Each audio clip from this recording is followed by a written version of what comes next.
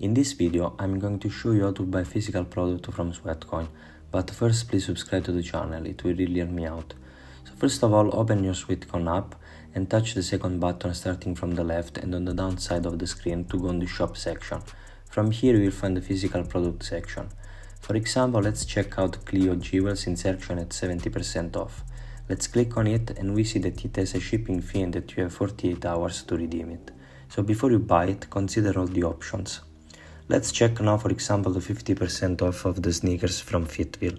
It also has a fee on the shipping and 48 hours to redeem it. So always familiarize yourself with the product lineup before you make your move. A golden rule when exploring Sweatcoin offer is to always check out the website before to buy the products. Now let's see a product with free shipping. For example, the Smart Body Scale from Bodymetrics at 50% off. Let's click on it and we can see that the shipping is free and we have 48 hours to redeem it. At this point, scroll down and go to the website. On that you can find the product and their relative items. Before to swipe your Sweatcoin, always check the price first. To calculate the final price of the item, for example the one we have in this case is 50% off, so you can take the price minus 50% and the remaining price is the one I'm going to pay.